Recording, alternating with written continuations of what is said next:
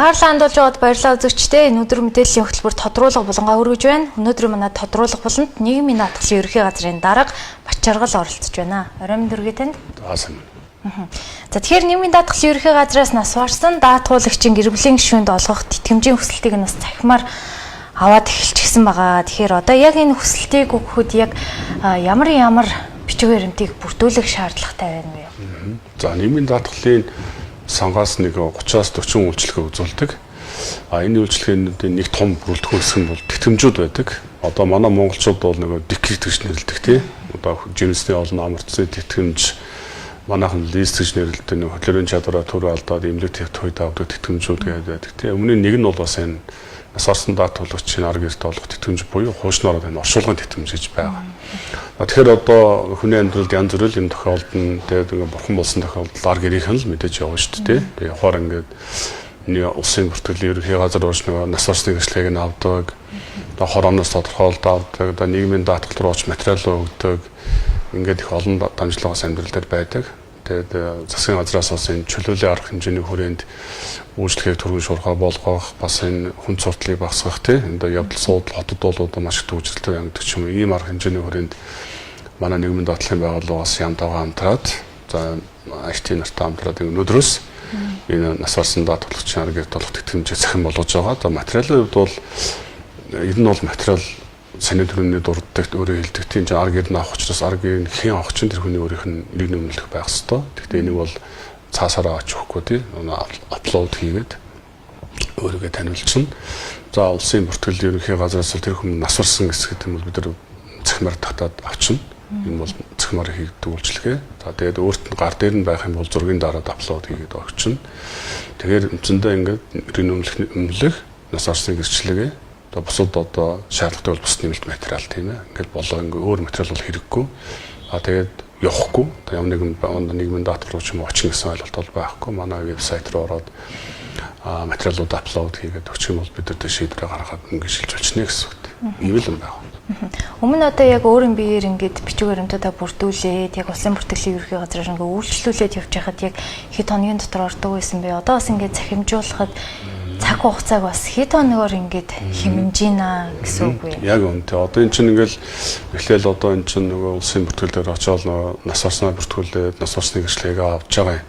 За энэ бол бас хацсангуу одоо хуучин үеиг гэх юм бол бас одоо маш хурдан болсон тий. Одоо дүүрэг болгонд нэгцэг үйлчлэгээ гэж гардаг болсон. Тэгээд улсын бүртгэлийн байгууллага маань бас нэлээд хурдтай болж байгаа. Гол нь нөгөө тэр нэгцгийн төв рүү очоод тий түгжрээд оочлох асуудал бас нэлээд төвөгтэй. Тэгэхээр хамгийн гол асуудал нь бол бид нар манай одоо даатгалагч нар маань нийгмийн даатгалын байгууллага руу одоо очиж хандхан гэхээс илүүтэйгээр одоо гэрээсээ ч юм уу одоо ажил дээрээсээ ч юм уу тий материалуудаа онлайнаар апплод хийж оруулаад хүсэлтэд ингэ цахимаар илээх боломжийг бид нар олгож байгаа. Одоо ингээл таас мэдээж нэг гадаа төвшрөл ямар их байгаа байлаа тий. Тэгээ очиод бас ийм материал чинь дутуу, ийм материал дутуу гэхээр бас хоёр удаа явах хэрэг гардаг ч юм уу тийм ихээр бас төвөгтэй байдлыг бид нар хаалъя гэж байгаа. Тэгэхээр бид нар бол энэ бол манай нэг анхны бас цахимжсан үйлчлэгээ бол биш тий. Манай бол одоо зарим үйлчлэгээнүүд бол 18 үйлчлэгээ аль хэдийн цахимжаад ийм Монголиод холбогдсон байгаа. Тэгэхээр энэ бол үйлчлэгээний араас явж байгаа үйлчлэгээний нэгээ л гэж харж байгаа. Одоо тэгэхээр яг нас барсан даатгуулагчийн арга эрт олгох тэтгэмжийн хүсэлтийг цахимжуулсан шиг одоо яг цаашид бас ямар үйлчлэгийг нийгмийн даатгалын ерөнхий газраас цахимжуулахаар ажиллаж байна вэ? Тий. Даатгуулагч ингээ нийгмийн даатгалтаа төлөөд явж байгаагийнхаа одоо ач холбогдлыг бол хамгийн эхний байдлаар бол янз бүрийн тэтгэмж хэлбэрээр авдаг. Одоо түрүүний дурдсан одоо декрет байна, лист байна. Одоо оршуулгын тэтгэмж байна. Одоо бусад тэтгэмжүүд, ажил хөдөлгөөний тэтгэмж юм уу тий. Тэгэхээр энэ тэтгэмжүүдийг бол одоо бид нар үндсэндээ ингээд бүгдийн цахимаар хүсэлтийн цахимаар шийдэх боломжийг 100% бүрдүүлээд дуусчих гэсэн үг.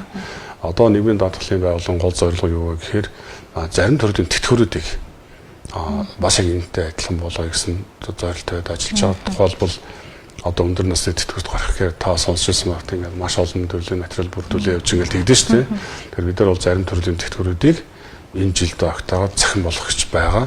Тэгэхээр юу вэ гэхээр одоо төрөд байгаа нэг их хөвгдөл дээр тулгуурлаад төрийн байгууллага хоорондоо мэдээлэл солилцоод хүнээс давхар мэдээлэл шаардахгүйгээр өөрөө зөвхөн онлайнаар хүсэлтээ гаргачих гэсэн ийм загвар дээр тулгуурлаад бид нар жижигчээ алдсан тэтгэврийг энэ жил цахим болгоно.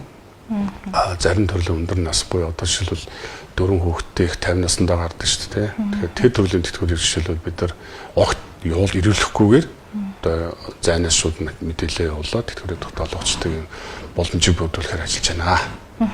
Тэгэхээр яг эдгээр мэдээллүүдийг ингээд цахимжуулснаар ерөөхдөө чөлөөлийн арга хэмжээний хүрээнд гэдэг байгаа шүү дээ, тийм ээ. Цаасыг ч хэмнэн одоо явдал чирэгдлийг ч хэмнэн. Тэгэхээр яг эдгээр одоо хүмүүсийнхээ яг явцыг нь тухайн сайтаар нь харж хянах боломж байгаа юу? Тий.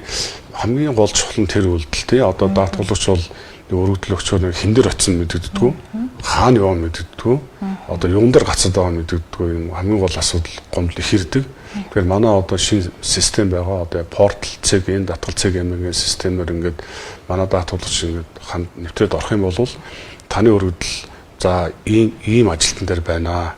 Таны өргөдөл одоо энэ дээр байна. Таны өргөдөл одоо шийдэгдсэн байна. Таны өргөдөл одоо ингээд одоо шийдэгдээд дууссан байна гэдэг бүр алхмуудыг ингээд 1 2 3 4 5 гэж дараалуулаад харуулчихсан байж байгаа. Тэгэхээр манай одоо даатгуулагч маань өргөдлөө өглөө гэхэд хязгаар шийдэгдэх ёстой хуулийн угаас хугацаатай байдаг. Хуулийн хугацаанд дотор яг хин дээр гацаад байгааг одоо харж болно.